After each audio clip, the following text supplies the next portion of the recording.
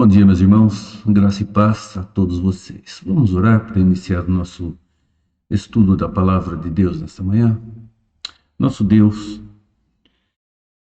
o Senhor vem dia a dia refrigerando o nosso coração com a riqueza da Tua palavra, na Tua ação como o Deus que o Senhor é, o Espírito Santo, que seguro estamos que é Deus, tem agido em nós, tem nos dado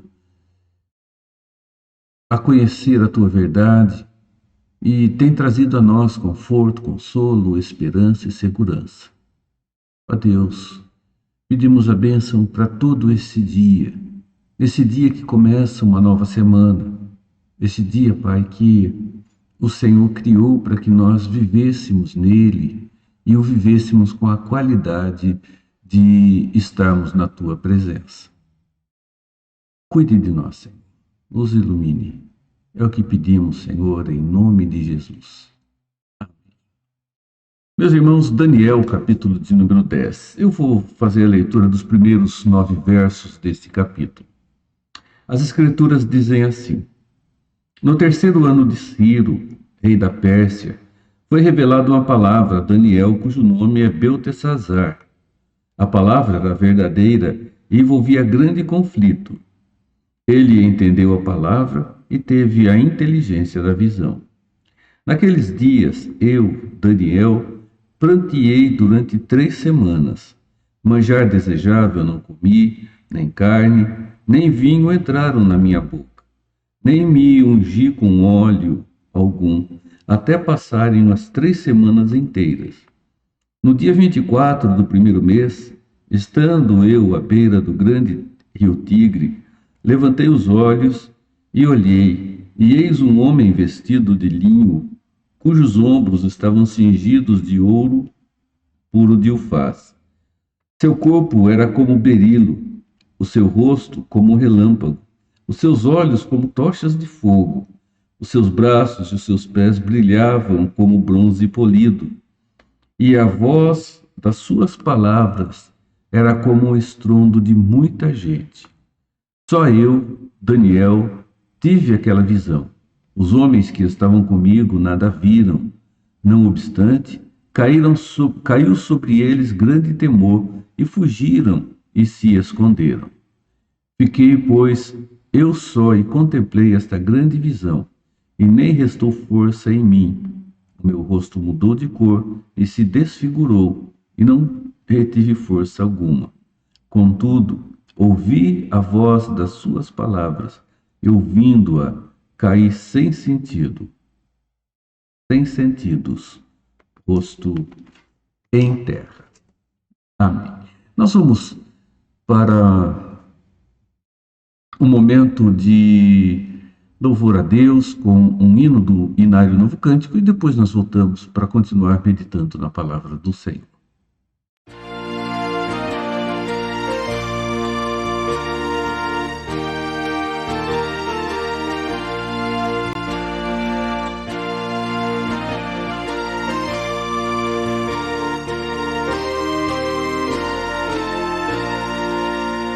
Quando a alma cirquiosa chega a voz do Salvador, eis que logo reconhece ser Jesus o seu Senhor. Mas se eu quer levantar-se e mostrar algum valor, vencendo vem Jesus. Glória, glória, aleluia. Glória, glória, aleluia. Glória, glória, aleluia, vencendo vem Jesus. Nesse mundo havemos crentes e ter sempre algum pesar, mesmo lutas e sabores nossa paz vem perturbar. Mas se o mal nos ameaça, de alegria nos roubar, vencendo vem Jesus. Glória, glória, aleluia. Glória, glória, aleluia. Glória, glória.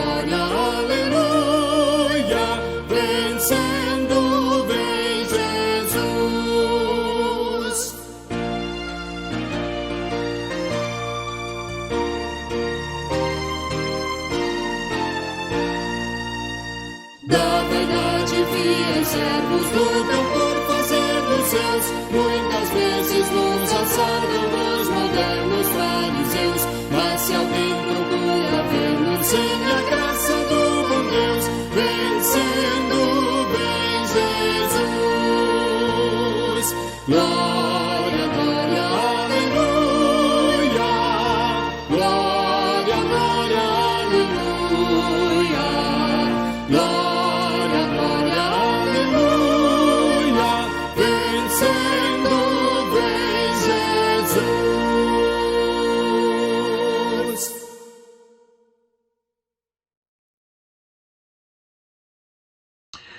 Meus irmãos, o capítulo 10 do livro do profeta Daniel nos revela Daniel mais uma vez diante de uma visão que o Senhor estava lhe dando, diante de uma revelação. E diante desta revelação, descreve-se um cenário diferente das outras visões. Daniel ainda está impactado pela visão anterior, pelo tempo de exílio que o povo havia vivido. Ele está em um momento em que passa a refletir sobre toda a relação de vida do povo com o Senhor.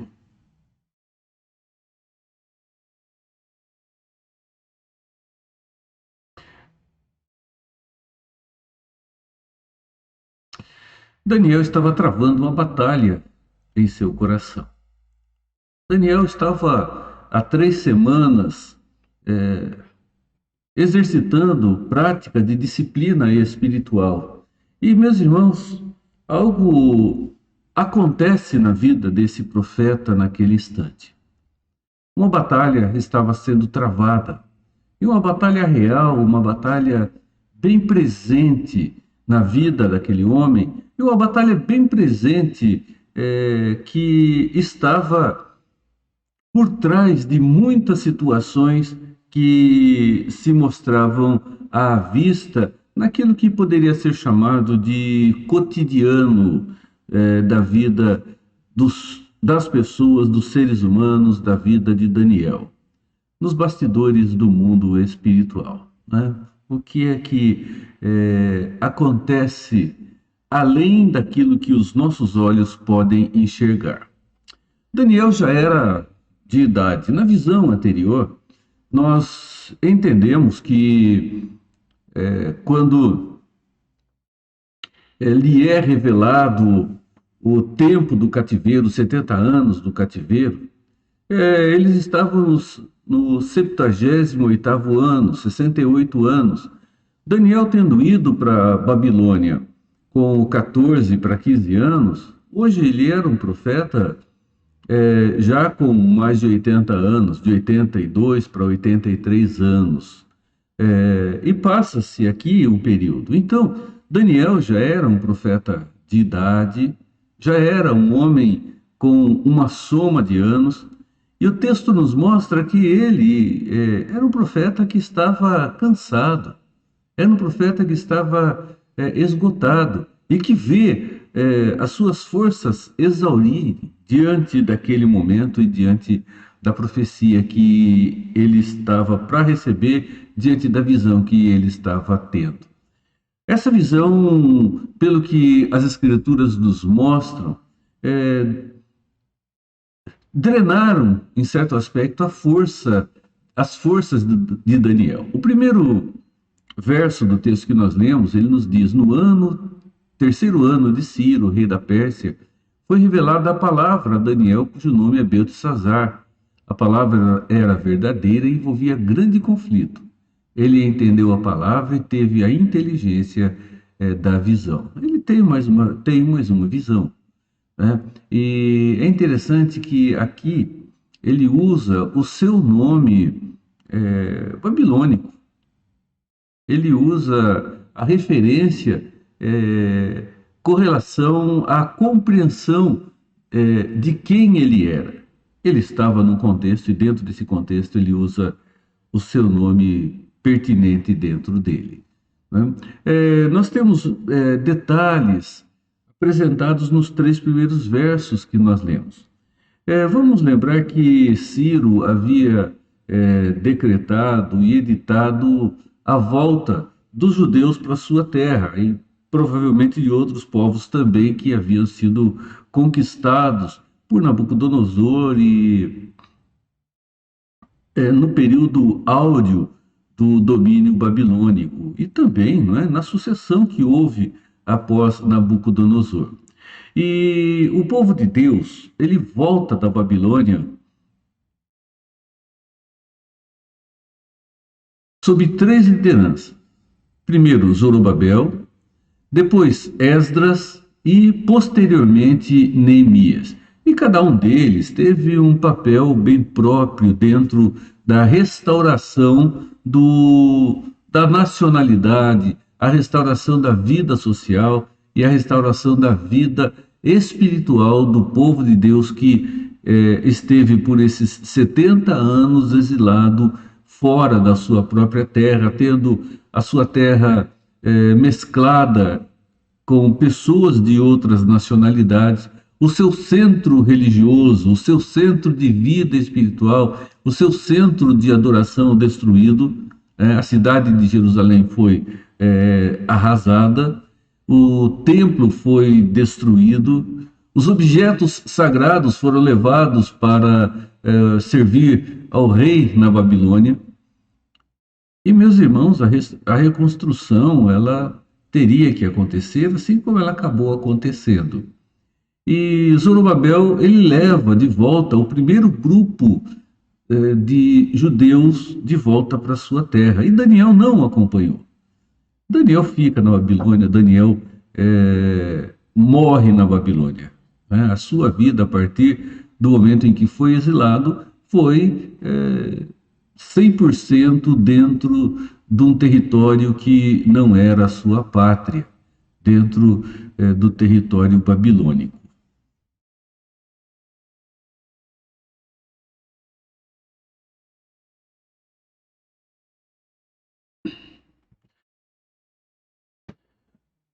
Daniel, como eu disse antes, ele estava bem angustiado com as visões que ele já tinha recebido. Né? Ele está em um momento de, podemos chamar de um retiro espiritual. Ele está às beiras do rio Tigre e ali com outras pessoas que o acompanham. E parece-nos que ele faz ali um retiro espiritual e um retiro pessoal, está com outras pessoas, e lá ele passa 3 semanas orando, refletindo diante do Senhor, da palavra que ele tinha lido do profeta Jeremias, diante de toda a revelação que ele havia recebido. Um tempo de jejum, um tempo de tristeza, um tempo de certa angústia no seu próprio coração. E nós observamos, meus irmãos, quando falamos em jejum, muito jejum tem sido praticado como uma barganha para com Deus. Antes, ele é uma disciplina espiritual, meus irmãos, que afina a nossa sensibilidade para com o Senhor nosso Deus, para com aquele que é o nosso sustentador, o nosso mantenedor, que é também o nosso juiz. Né?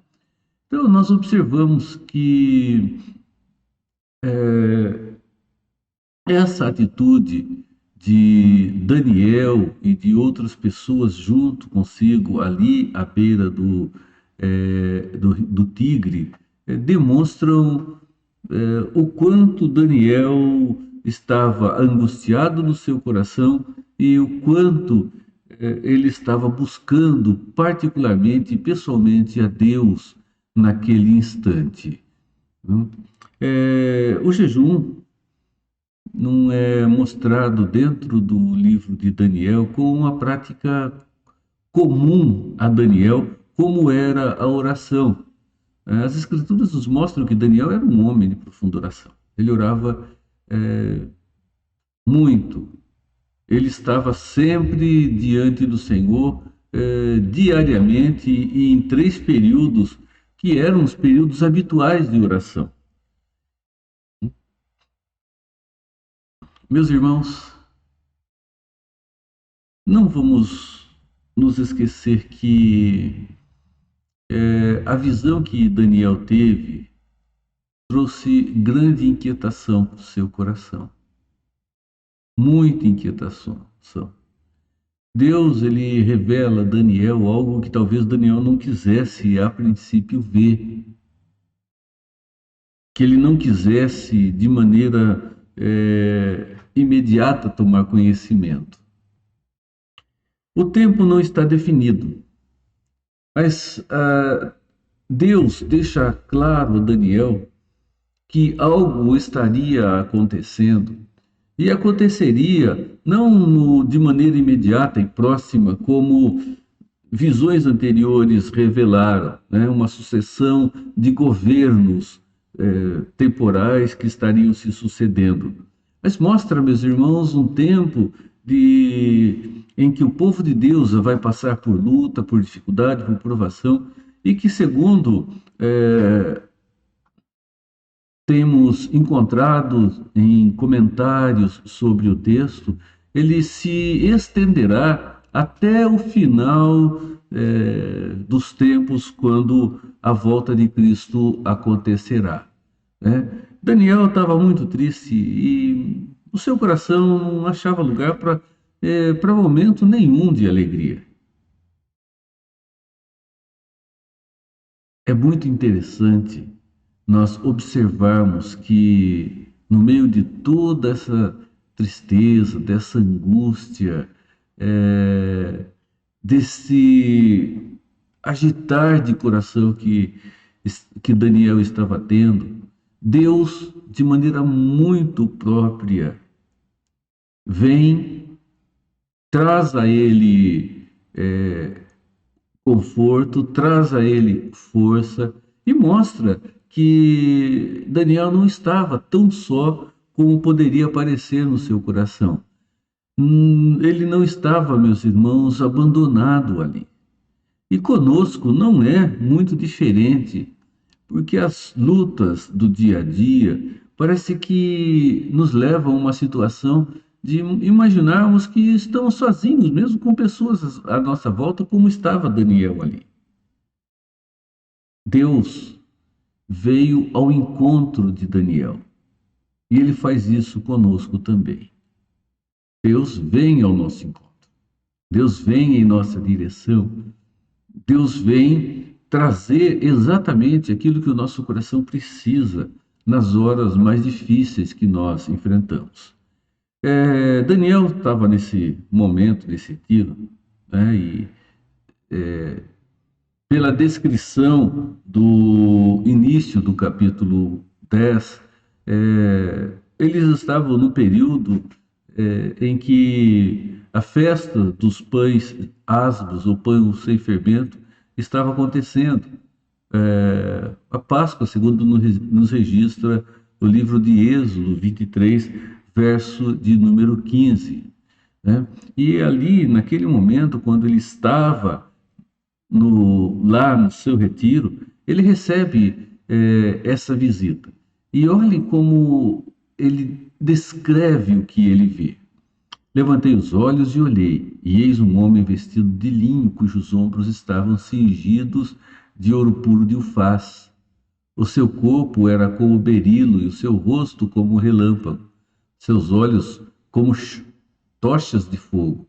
Os seus braços e os seus pés brilhavam como bronze polido, e a voz das suas palavras era como o estrondo de muita gente. Ele tem uma visão, e essa foi a forma como ele conseguiu descrever a visão que ele teve. Ele teve uma visão diferente das outras que ele já tivera. Ele vê um homem vestido de linho, e ele descreve aqui a aparência desse homem. Um homem de linho, né? Um homem vestido de linho. São as palavras que Daniel conseguiu usar para descrever como ele era, né? E pela descrição, nós vemos aqui o destoar com relação a visões anteriores que apresentaram anjos diante de Daniel, ou até mesmo uma manifestação teofânica de Deus presente na pessoa do filho ali, de forma que pudesse ser vista. Aqui, mais uma vez, entendemos que a manifestação do Filho de Deus acontece. É o que ele vê diante de si, é o que representa as palavras que ele usa para definir aquilo que ele está vendo. Meus irmãos, é o próprio Deus que está se revelando mais uma vez a Daniel, e ele faz isso através do Filho. Uma coisa que é importante, né? É através do Filho, segundo as Escrituras, que o Pai se dá a conhecer a nós. Hebreus 1,3 diz assim: Ele que é o resplendor da glória e a expressão exata do seu ser, sustentando todas as coisas pela palavra do seu poder, depois de ter feito a purificação dos pecados, assentou-se à direita da majestade nas alturas. O Filho é aquele que nos dá a conhecer o Pai, é aquele que nos revela o Pai, é aquele que nos dá a conhecer o que não poderia ser conhecido se ele próprio não se revelasse a cada um de nós. Uma coisa que é importante, a encarnação não havia acontecido ainda. Então, quem Daniel vê não é Jesus Cristo, o Filho de Deus em forma humana. O Filho de Deus já como aconteceu na gestação de Maria e no nascimento daquele bebê. Ele tem uma visão bem próxima daquela que João, em Apocalipse, teve e descreve, quando ele fala a respeito do Filho do Homem. Ele diz que estava ali, a cabeça e os cabelos eram brancos como a neve. Tá? Ele escreve Jesus aqui, em Apocalipse 1:12, de 12 a 15, da maneira como ele consegue humanamente descrever, relatar.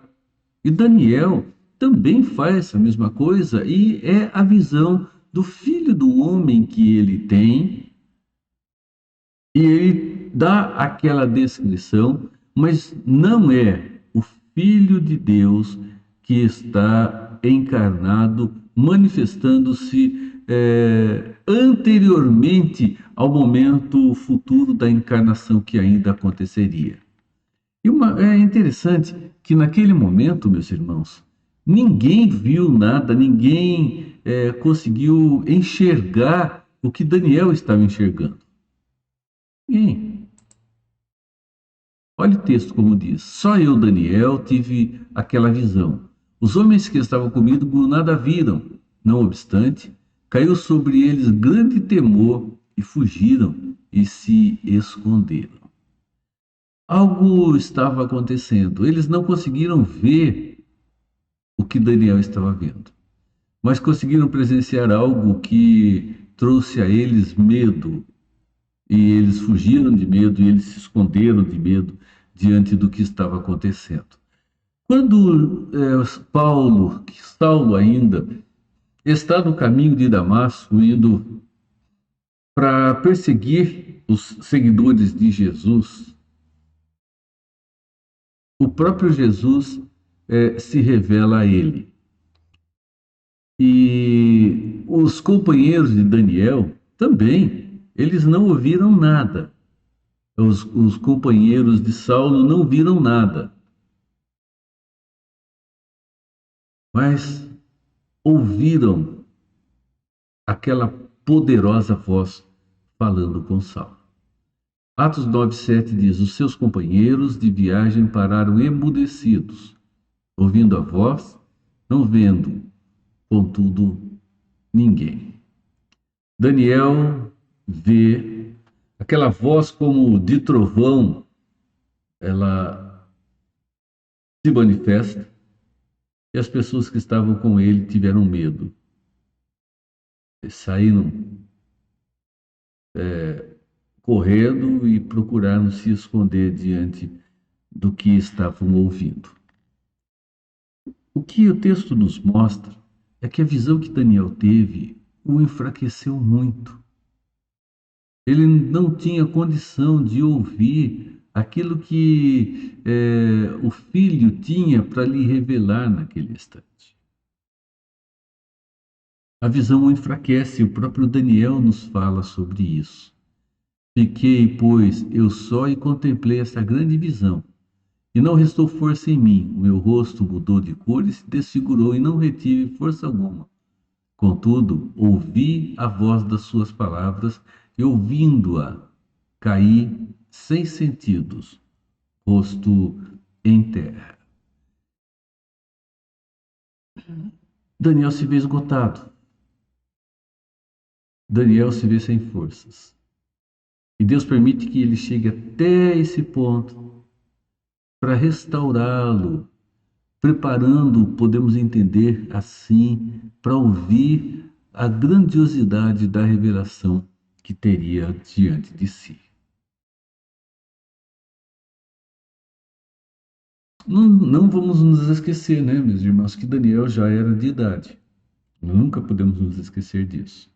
E o verso 10, ele diz o seguinte: eis que certa mão me tocou, sacudiu-me e me pôs sobre os meus joelhos e as palmas das minhas mãos. Ele é tocado, ele é sacudido, ele é ajudado, ele fica de joelhos com a sua mão, com a palma da sua mão ainda na terra.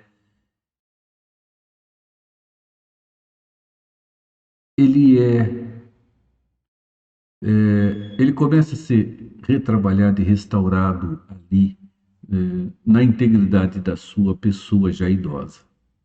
Daniel estava com medo diante da visão, ele estava fraco, ele estava sem força e ele estava ainda cabisbaixo.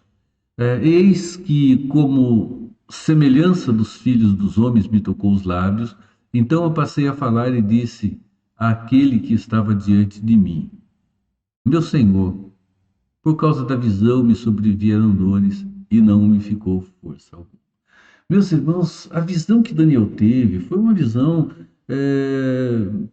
fora do comum, fora de qualquer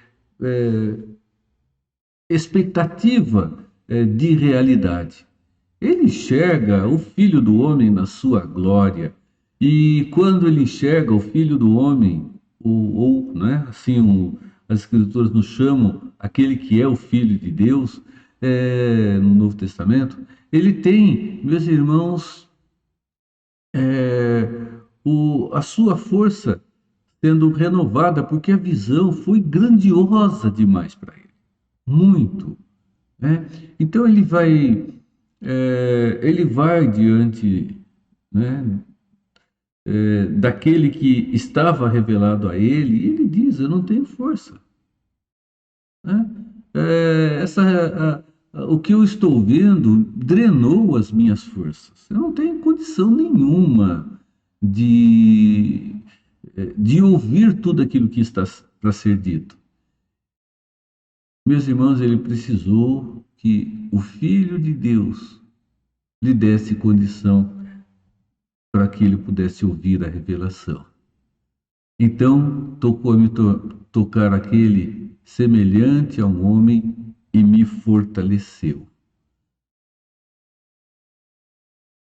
As palavras do filho para com Daniel foram palavras de ânimo. Imagino, né? Nós ouvimos diretamente de Jesus palavras como aquela que Daniel ouviu, dizendo que ele era muito amado. As palavras foram doces, as palavras foram gentis, as palavras foram de ânimo, as palavras foram de motivação. E essas palavras ajudaram Daniel a se recompor, a se colocar em condição para visualizar aquilo que o Filho de Deus estava para lhe revelar. Por trás das cortinas, meus irmãos, o que existe por trás daquilo que nós podemos enxergar? O que é que está acontecendo por trás de muitas situações, circunstâncias e fatos que temos diante de nós no nosso tempo? Meus irmãos, hoje nós temos enfrentado um grande número de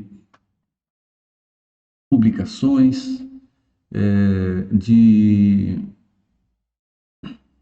até mesmo de filmes, séries, que têm retratado a realidade do que chamamos de mundo espiritual. Nós temos observado e visto a literatura, séries, né, como Sobrenatural. Nós temos visto por aí muitos filmes aparecendo, retratando o que entendem ser o mundo que está fora do nosso natural, fora do nosso dia a dia. Meus irmãos, vamos nos lembrar que quando nós olhamos para as Escrituras, nós estamos, e fazendo uma avaliação, nós estamos vendo que tudo aquilo que tem sido dito nesse aspecto sobre o mundo espiritual, ele não passa de fantasia, ele não passa de ideias concebidas humanamente, mas que não tem fundamentação na verdade da Santa Escritura. Infelizmente, muitas pessoas têm se firmado em conhecer um mundo chamado espiritual através desse tipo de literatura, né? E, infelizmente, muitas pessoas que conhecem, têm a Cristo como seu Salvador, mas ainda vivem numa maturidade escriturística não tão aprofundada assim, têm formado seus conceitos através dessas ideias. Essas ideias que são ideias fantasiosas, são ideias que são cinematográficas e são ideias que não são, escrituristicamente falando, verdadeiras. As Escrituras têm, sim, a nos dizer muita coisa sobre o mundo espiritual. E tanto Oliot quanto Wallace, quando comentam o livro de Daniel, eles entendem que aqui no capítulo 10 está se travando, sim, uma batalha espiritual. E é por aqui que nós devemos embasar o nosso conhecimento a respeito do que trata o assunto do que trata a realidade do mundo não físico. E ele afirma que por trás das cortinas há uma batalha acontecendo. E uma batalha que acontece aqui e que vai ter reflexo lá no céu, segundo as palavras de Wallace. Aparece aqui duas expressões, o príncipe da Pérsia e o príncipe da Grécia. Não nos parece termos aqui simplesmente uma referência aos dois reis, tanto da Pérsia quanto da Grécia, como anteriormente nós vimos a indicação da sucessão dos governos que estariam para acontecer. Então, qual é o grande inimigo que temos diante de nós, que está batalhando contra nós e que nós temos que enfrentar e que deve ser enfrentado? Qual é esse grande inimigo? O que nós aprendemos quando nós estudamos o capítulo 10 sobre esse inimigo? Meus irmãos, existe uma batalha que está sendo travada, não há dúvida nenhuma. E a igreja está no meio dessa batalha. A igreja ela não está colocada do lado de fora. A igreja ela não está isenta de enfrentar esta luta. E é uma luta que nós observamos a própria palavra de Deus nos mostrando que ela está acontecendo. E os evangelhos afirmam que as portas do inferno não podem prevalecer contra a santa igreja do nosso Deus. Se não pode prevalecer, aqui temos já um prenúncio bem consistente da batalha que acontece fora daquilo que nós podemos ver, podemos enxergar, mas que podemos sentir de maneira direta o reflexo. Então, o que nós aprendemos? Primeiro, quais são os verdadeiros inimigos no que diz respeito ao trabalho que tem se realizado, o que nós chamamos de trabalho de Deus.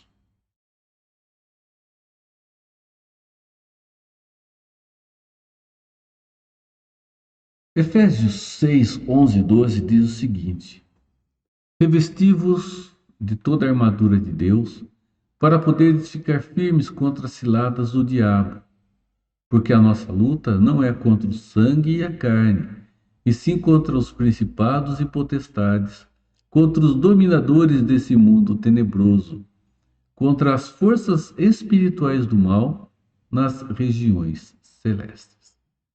Temos uma batalha sendo travada e mostra, meus irmãos, que os nossos inimigos não são as pessoas que estão perto de nós, não são as pessoas que estão nos cercando, absolutamente.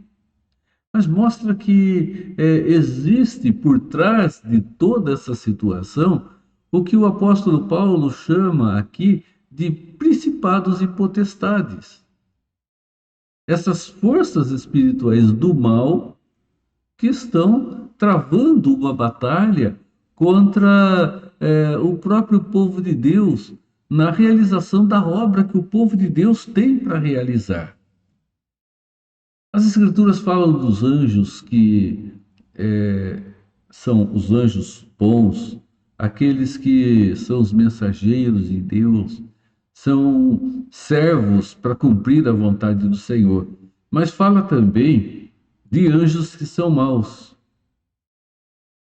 anjos com rebeldia contra Deus, anjos que estão se opondo ao trabalho que o povo de Deus tem a realizar dentro de todo o processo redentor do Deus Todo-Poderoso.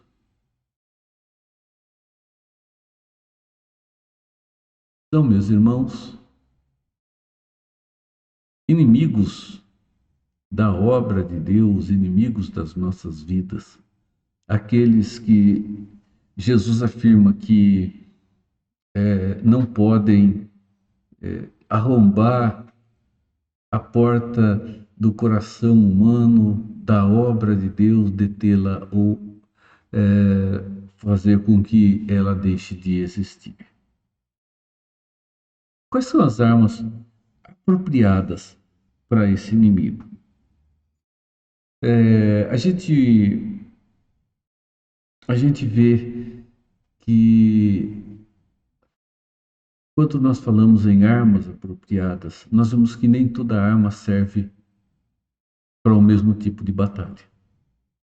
Tem uma cena num filme bem antigo, Indiana Jones, talvez alguns de vocês gostem desse filme, ou não, em que uma pessoa chega com espada, né, para lutar com ele, ele retira uma arma de fogo e dá um tiro, né?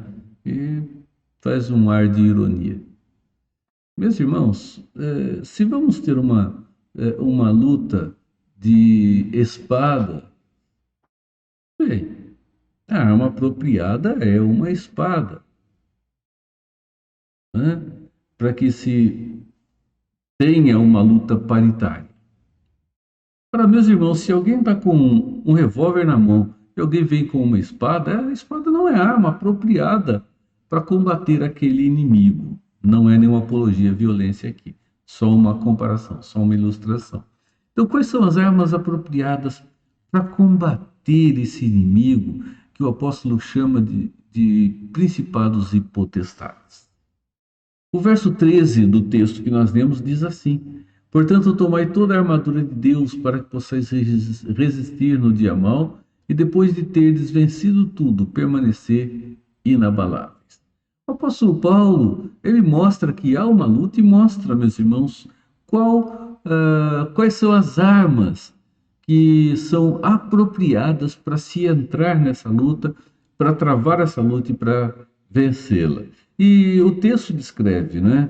Vai descrever todas as armas que nós precisamos e que são apropriadas para entrarmos, né, ou para continuarmos a luta, porque já estamos dentro dela, essa luta que está diante de nós e que nós não podemos visualmente conseguir contemplar, olhar e visualizar o nosso inimigo. O que se pode esperar, então, de alguém como Daniel, que mostra que uma batalha, né? Jesus mostra ali que uma batalha que estava acontecendo.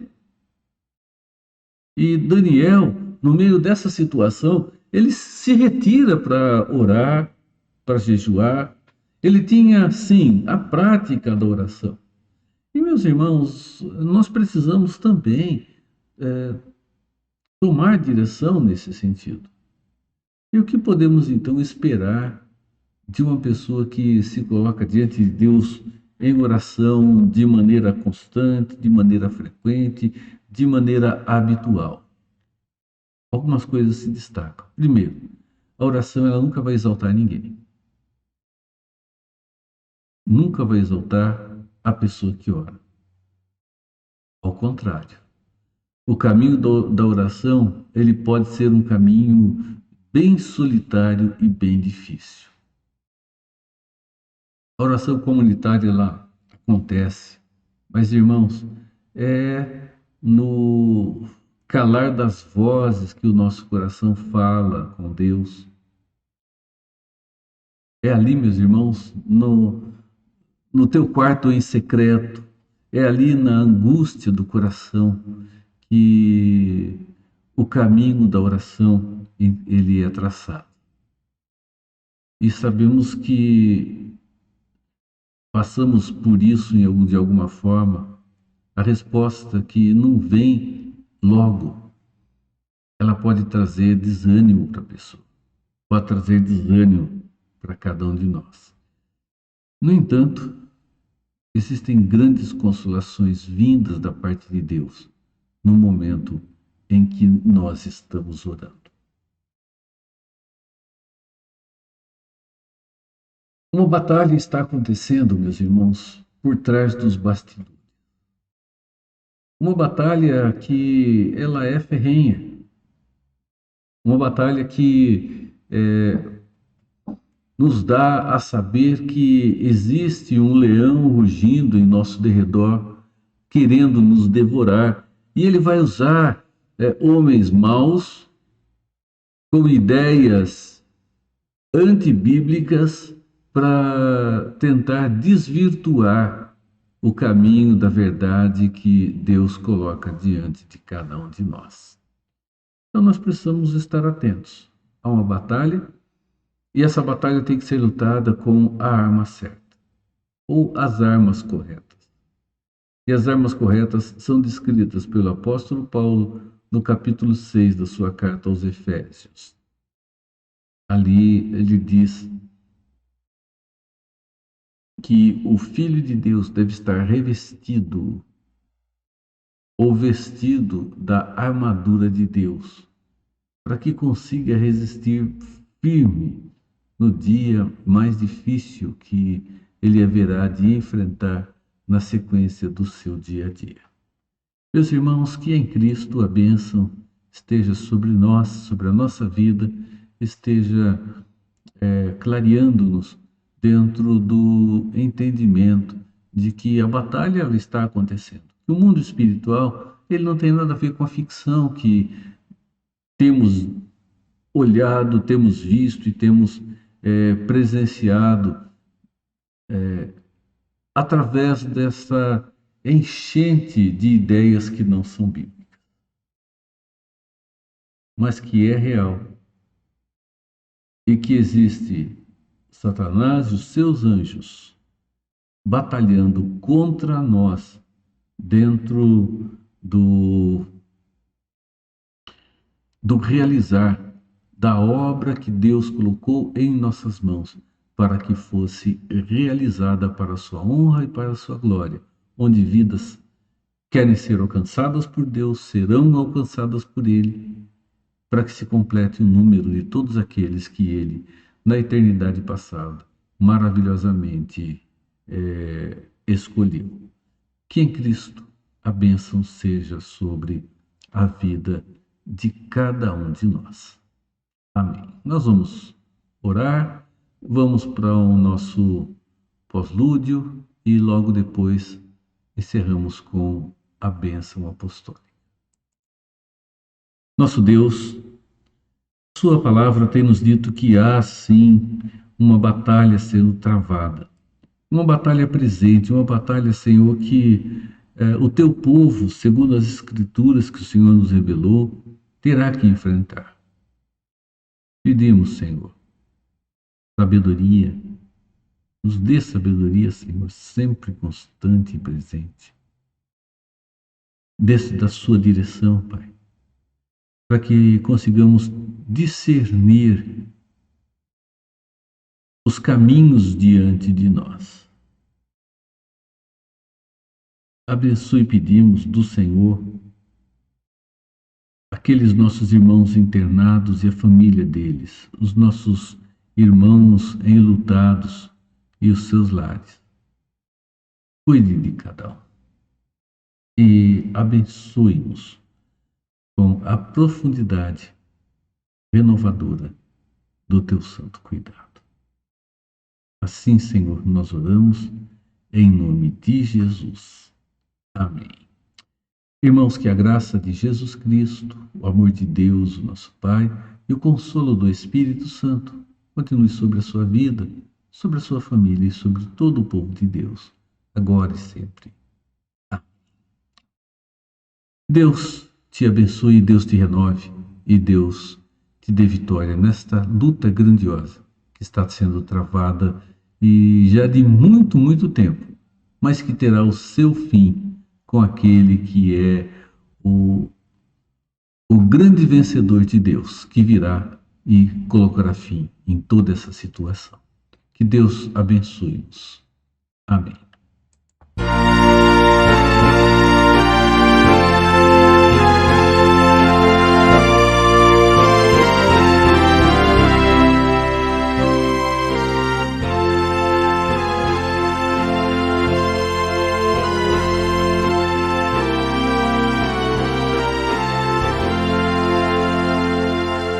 Grande Deus, em paz agora despedimos-nos, Senhor,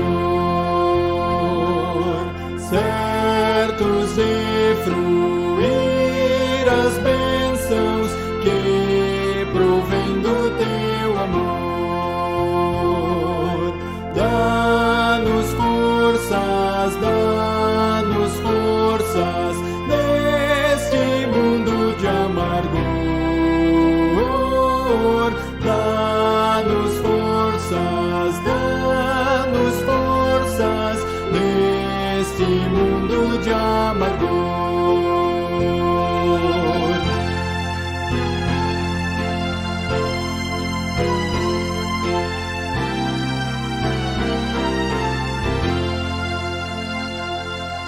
Graças, graças nós rendemos pela Tua redenção e teremos jubilosos Tua santa proteção. Deus eterno, reina em cada coração.